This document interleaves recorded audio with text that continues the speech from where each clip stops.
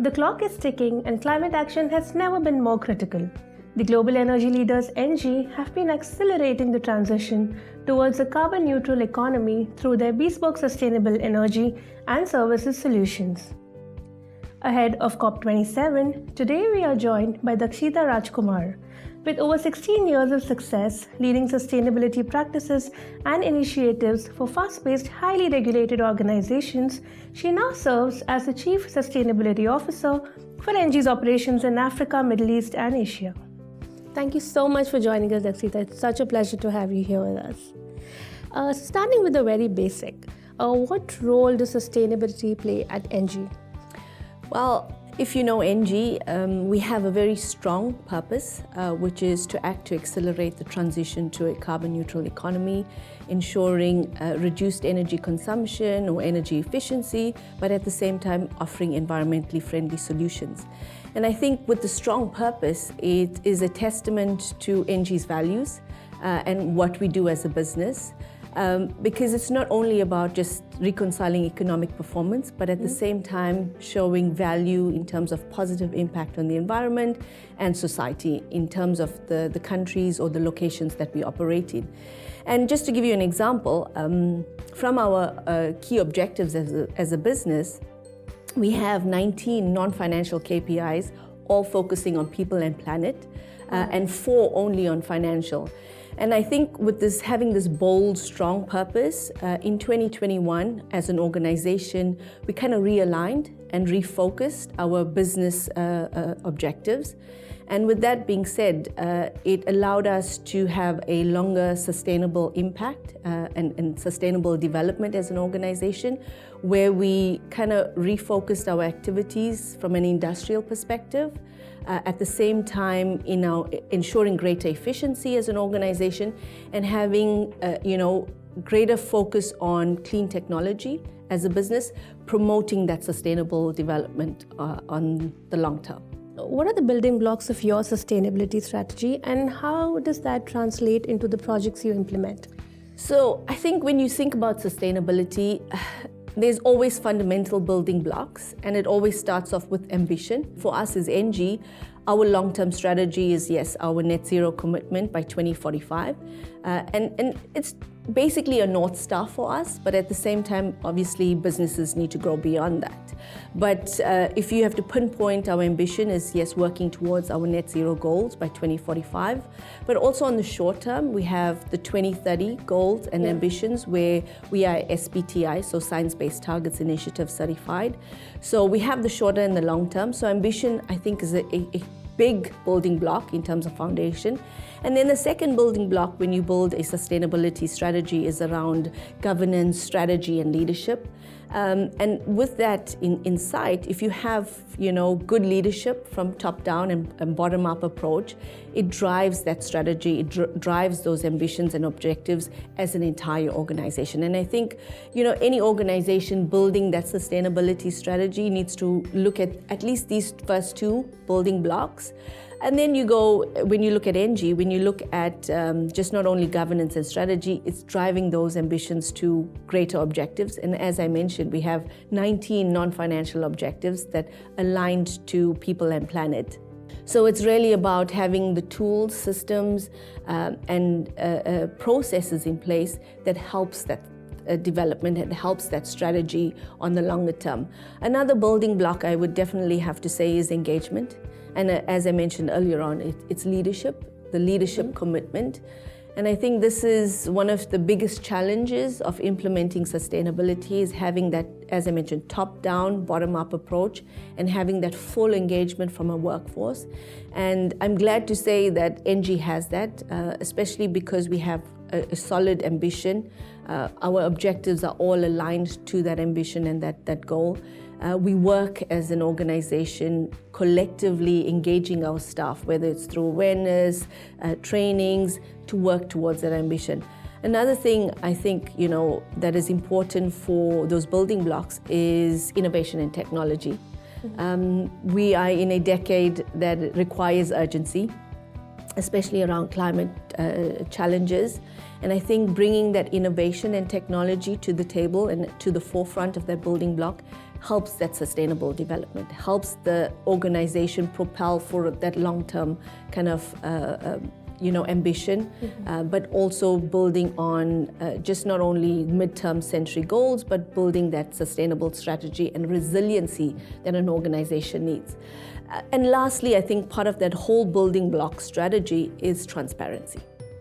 This is the key thing, is having the ability to be open, honest, but at the same time transparent to your stakeholders in terms of how you are meeting your objectives. So no use having a great ambition, great strategy, and having those, kind of objectives in the business, but then not being involved in terms of your stakeholders, allowing that transparency to be filtered through in terms of your progress. I think ultimately the last one, as I mentioned, is transparency and being able to open yourself up for criticism, really, in terms of what you are achieving, how you're achieving it, and what are those challenges when you achieve your commitments as an organization. Basically measuring where you are today. Absolutely. Because you won't know where you need to be if you don't know. Absolutely. I think, as I mentioned, tools, systems, measuring, monitoring, and having the last element of transparency is key to building that resilient, sustainable development organization that we all need to get to. What role does collaboration play, and how important is it when it comes to climate sustainability? I think it goes without saying, collaboration is super important, but it's the type of collaboration. I think, at the end of the day, we are in a decade of urgency. And it is that strong public-private partnerships, or that strong partnerships with your clients, or whether it is, throughout your entire value chain with your suppliers, that needs to be built. And when you think about strong partnerships, this is what I think opens the door to more innovation, more technology, more evolution, which is what is needed today. So building that as an organization, I think, is key, but it is working together rather than, saying we will work in silos and develop a technology and roll it out. We need our clients. We need our clients to share their challenges. We need our suppliers to work downstream or upstream to say that let's work together or collaboratively, whether it's through research and development or finding, those quick wins when it comes to a solution that helps the greater good in terms of sustainability. But yes, collaboration is key, but it's the right collaboration at the right sectors, right conversations, be it with your clientele or be it with your suppliers and within other sectors as well. I think this is the key to opening up more climate-friendly solutions, which is what is needed today. So COP27 is just around the corner. What are you most excited about around COP27? You're right, COP27 is less than a month away. There's a lot of anticipation around the discussions and what will be on the tables at COP27. And what was interesting is I read an article by the foreign minister, Sama Shukri, who had mentioned that we shouldn't be derailed by the conversations of the current situation and the current challenges that we are faced today with the geopolitical issues, the food and energy security issues that we are currently facing, but really take this as a leap forward on the urgency to the energy transition. And really it be a testament that we need to propel these conversations. So for me, I think this is an important outcome that I would like to see, is that how do developed nations manage the current challenges that they're faced with, but at the same time still propel their energy transition long term. So I'm quite anxious to see what's the conversations around from Europe, US, and how they maneuver around these conversations. The second thing that I'd like to see as an outcome is how do nations still manage and commit to the $100 billion climate fund that they promised in COP26. And 2023 is around the corner, so how do they still maintain that conversation and their commitments to reach that? And so Egypt being the voice of Africa, I would like to see what action happens afterwards, actually. So I am anxious. Unfortunately, there are a lot of challenges currently in the world.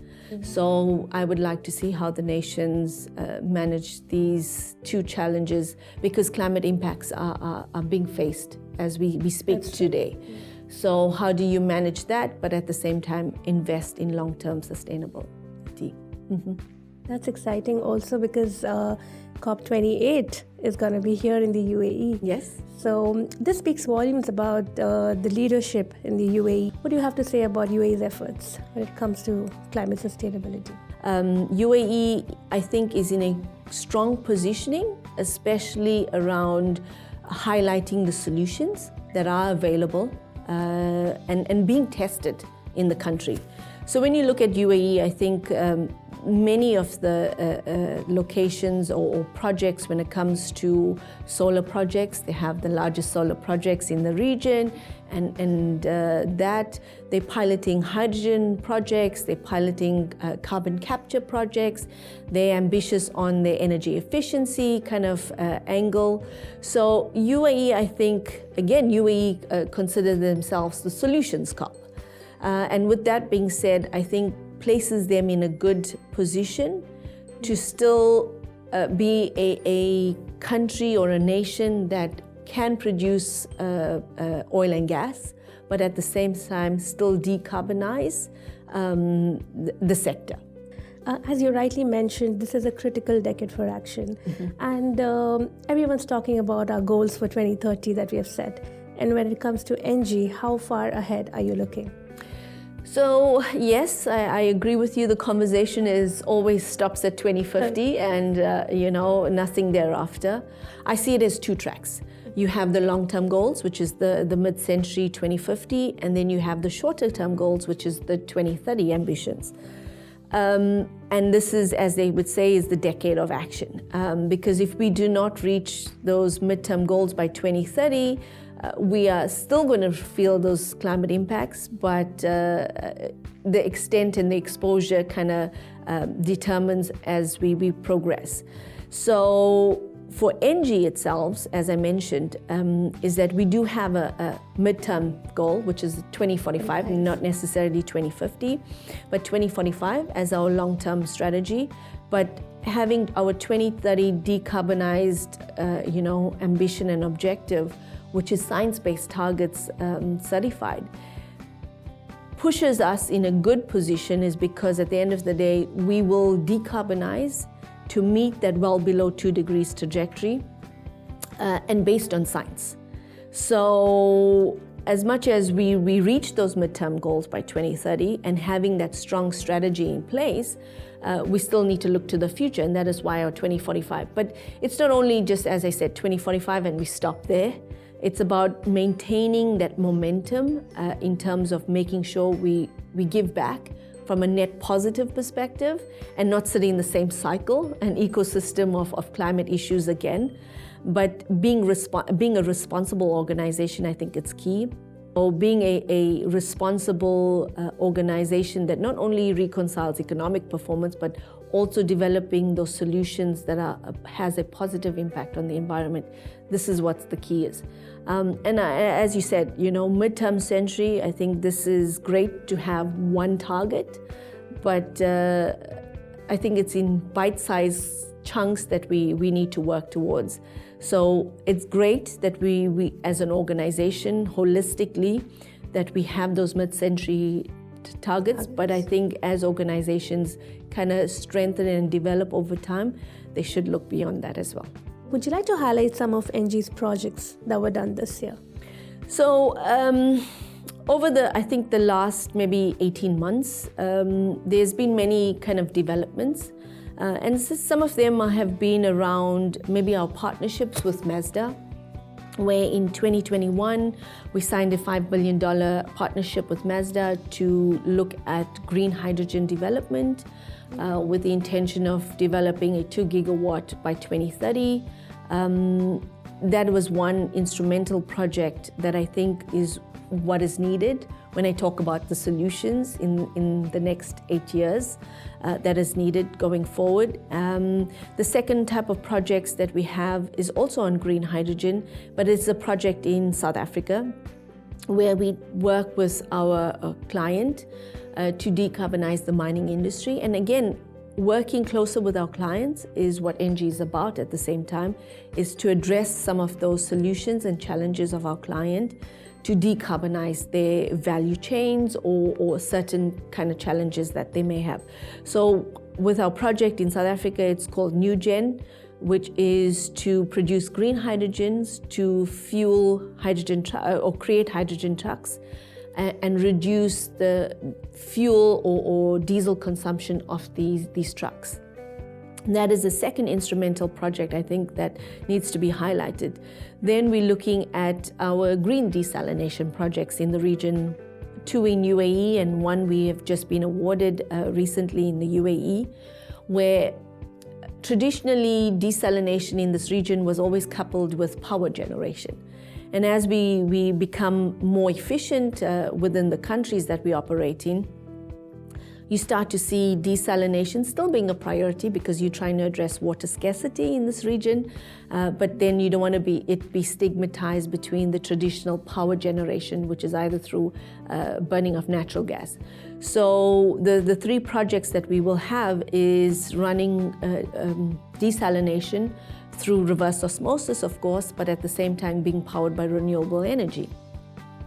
So that is a great, testament that it can be done through clean power and still address water scarcity kind of projects. And then on an efficiency basis, there's many B2B kind of projects that we have with clientele and B2G, where we've just recently signed our partnership with the Ministry of Energy and Infrastructure, where we will work with them on feasibilities, on ensuring energy efficiency of their infrastructure, and helping, again, our clientele on their journey to decarbonize. So this is, just off the tip, some of the projects that we have in the last, 18 months. Coming to you for my last question, what has the journey been like for you in being responsible for sustainability at such a large organization? Tell us the tale of your sustainability journey. Wow. So yes, I think, being in the industry for over 16 years, I've seen tremendous change, tremendous improvement and acceleration when you think about where we were 16 years ago to where we are now. But, if I have to really say, last 16 years, sustainability wasn't really on the top agenda for most organizations. For me, the challenge was always getting the buy-in from top management or leadership, because at the end of the day, you had to show the win-win, the financial return of investment on certain investments. Especially when you think about sustainability, you think that it is a high capex, but at the same time, over long term, you have your ROI kind of coming back. Rolling forward and fast forward to where we are today, you see, I think the one good thing I have to say the pandemic has taught us is the urgency to address some of these softer sides of sustainability, and that being, health and well-being, climate impacts that we start to see today. So I think the one good thing from the pandemic is to teach leadership that investments need to be, focused into these sectors or these elements of a business to build that resiliency, to build that sustainable development long term.